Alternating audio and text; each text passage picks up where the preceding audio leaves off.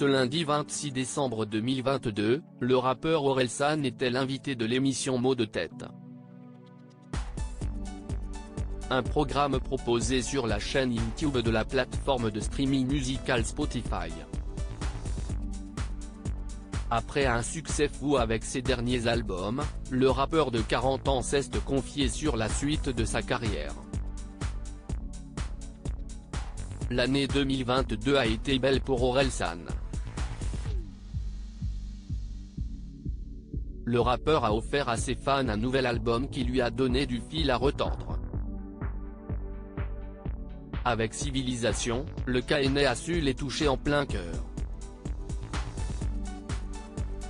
Et alors que sa tournée s'est terminée en cette fin d'année, le complice de Stromae leur a fait un double cadeau avec la réédition de son album, Civilisation perdue, et la suite de son documentaire Montre jamais ça à personne. Des épisodes d'une grande sincérité sur la création de ce dernier album. Devant la caméra, le jeune homme s'est livré comme rarement, partageant même ses inquiétudes le jour de son mariage. Désormais, CIST un repos bien mérité pour l'interprète de L'odeur de l'essence. Enfin, presque. Des projets, il en a bien plein la tête, et après une année si bien remplie, ce ne sont pas les tacles récoltés après sa prestation aux Energy Music Awards qui vont l'arrêter. Comme pour clôturer cette année avec sagesse, Orelsan a accepté de se poser avec Spotify pour l'émission Mots de tête. Un numéro posté ce lundi 26 décembre 2022 sur la chaîne YouTube de la plateforme de streaming. 30 minutes durant lesquelles l'artiste revient sur l'ensemble de sa carrière à travers ses paroles. L'occasion aussi pour lui de livrer sa vision du rap et de son métier. Aurélien Cotentin prêt à dire au revoir au personnage d'Orelsan ? Orelsan, qui a fortement agacé certains disquaires, est aussi revenu sur une phrase qui a beaucoup fait parler dans son dernier album, « J'étais tout seul, on est des milliers. Bientôt, vous allez tous m'oublier ». Une phrase écrite au début de la création de Civilisation. Je me disais vraiment que quand tu fais de la musique, t'as des gens qui te suivent, t'es cool, et à un moment ils vont suivre quelqu'un d'autre, et tu disparais.